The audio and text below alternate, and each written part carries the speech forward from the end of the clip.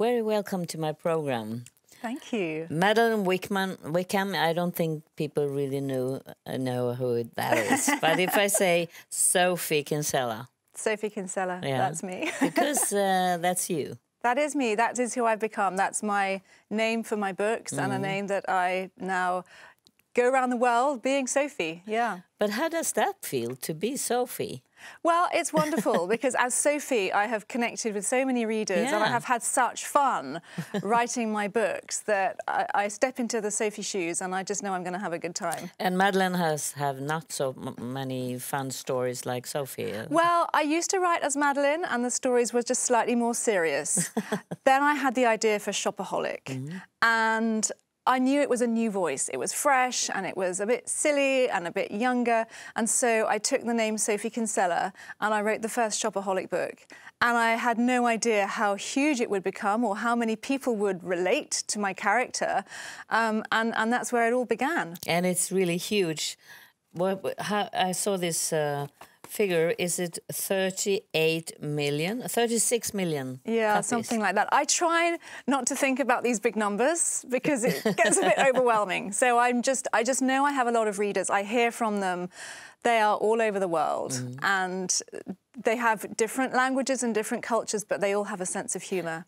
Was it easier to put this persona outside of yourself so you could be free? Do you know, she just feels like a sort of facet of myself. I think it's my comedy self because when I started the first Shopaholic book, I realised that what I love is to make people laugh.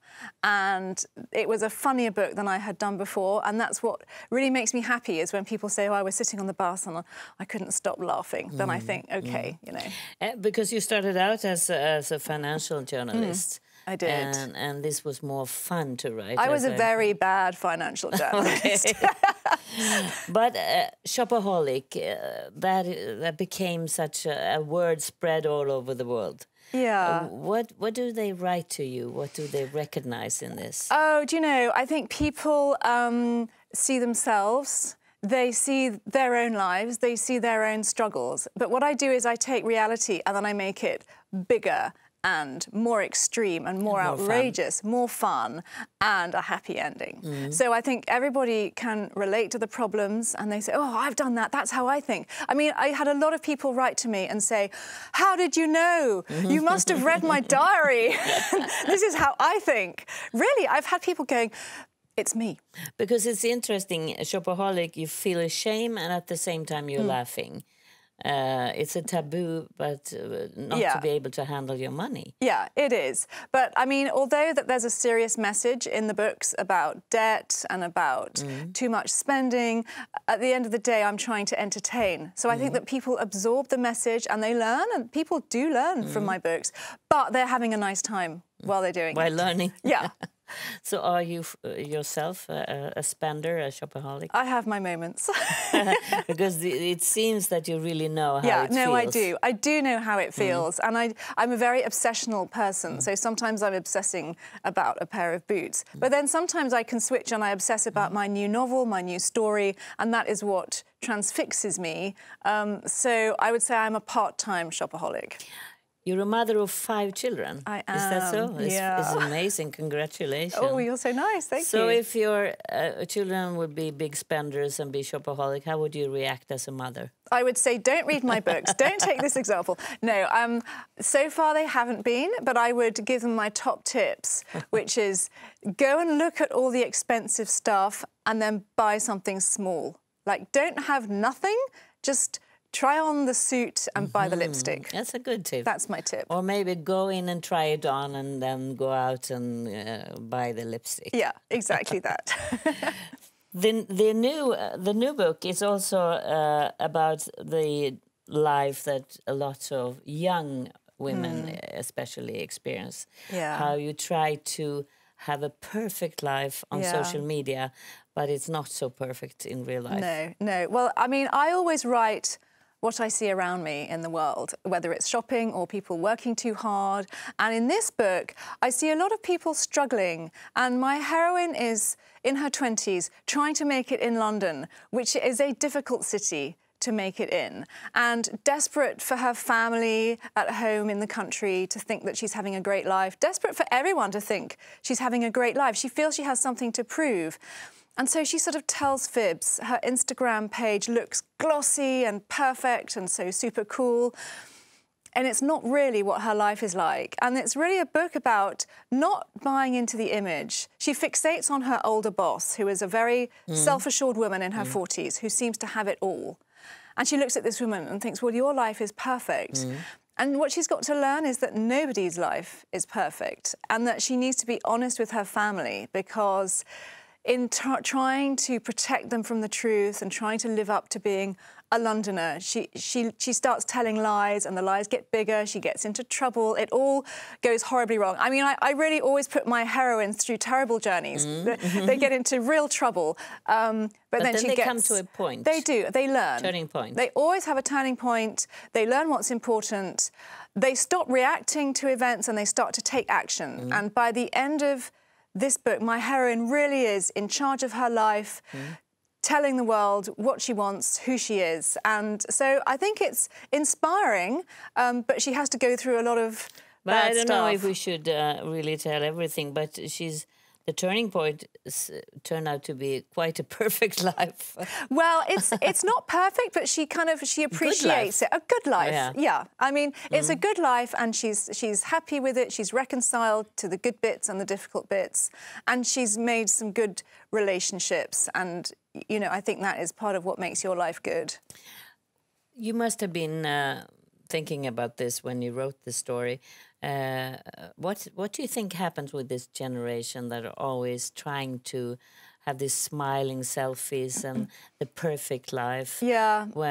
And at the same time, we hear about that young people are very depressed, and they lack faith of the future and everything. Yeah, I think it's a big issue, and I think that this relentless image going 24/7 on social media, editing every photo of yourself, even that I don't like, because in the old days you took a picture and you were happy with how you looked. You had to be. And now you take 100 and you criticise yourself. You're like, oh, I don't like that, I don't like that. You change it. So we are editing ourselves instead of being content with who we are. My hope is that we've discovered social media. It's like a new planet. And we're all running around this new planet. We don't quite know how to make it work for us. So we are adjusting almost in service to social media. But I think people will come through that, put it in its place, and I hope sort of have the confidence to be themselves, the real version, and not be enthralled to who I can project. Do you see any sign of that? Well, I think that people are learning to switch off their social media. Really? I've the mobiles my kids turn off all the time. Yeah, I mean, I think people are sort of learning to just step away from the screen. But it's addictive, and I think some people can step away and some people get sucked in. Do you think a lot of young girls will recognise themselves? I think so. So I mean, yes. What do you do with all these mails that you get? Well, interestingly, I used to get a lot of letters, and now since social media, I get a lot of tweets. And what's lovely is I can respond straight away. I've had a lot of people who've read the book say, again, it's me. Because whatever city you live in, however, whatever job you're in, if you're at that level, starting out, it's a struggle. And, you know, you've got that sort of the great hope and optimism which is in the book, and then sometimes some harsh reality. And there are some sort of comedic scenes, because I can't write books without comedy. So she finds herself in the most frightful, embarrassing moments, things go wrong, and I think people enjoy laughing, but then they understand there's a truth behind the comedy. Could you imagine what would happen when you wrote the first novel? I mean, you just did it and then boom. Yeah, it was incredible. I thought I was writing a little book that a few women would relate to, you know, people like Becky Bloom would. And I thought, you know, I even wondered if anybody would understand. And the idea that everybody relates was overwhelming. And I'm just continually I marvel at it, really, that this is such a universal sort of a universal comedy, the universal reaction to story. People love the romance, and they love to escape into this world. But there is also a tendency to look down on this kind of literature. A lot of young girls maybe learn reading. This might be the first contact with the book, with the novel. Oh, I've had a lot of people say, oh, I didn't like reading, and then I read your book, and now I love it. And I'm just delighted. Yeah. I don't it's like have... Harry Potter. Yeah, exactly. I have no prejudice against... A book is a book is a book. It's a story. And I don't really try to think about what kind of book I'm writing or who's going to judge it as this or that. I just write for my readers. But you have to agree with that you look upon this kind of literature as something that is not as nice and good as other kind of literature. Well, I kind of try to just rise above that and just sort of think, you know what, I'll just do what I do and you do what you do and let's just be happy doing our different styles of writing. Because for me, the most powerful way to tell a story is to engage my readers, make them laugh, entertain them, and to have my message or my theme in the book, but not bang them over the head with the theme. And that's just how I like to read myself. So as I say, I'm just trying to please my readers, and I have a wonderful relationship with my readers. I go to events, and whichever country it is, I see the same faces. I see the same smiles and the same love of my characters. And I mean, it's a wonderful thing. So I just feel very happy to be able to do what I do. And the movies? Oh, it's so much fun. Yeah, I mean, that's just another area. And again... You're not involved in the... I was on the set of the Shopaholic movie, pretty much the whole shoot. It was absolutely fascinating and surreal, again, that I have invented, like, the label of a scarf, Denny and George. I wrote it in my little room. I just made it up. And then suddenly I'm in New York, and it's across a window for a movie, Denny and George. I was like... Really? It was amazing. And probably you get new stuff. And inspiration for new Exactly, books. Exactly. Well, then I took my heroine, Shopaholic, to Hollywood because every time I was on the film set, I was thinking, what would Becky do? Yeah. Imagine if Becky was an extra. She'd get into such trouble. So I kind of turned that into a story as well.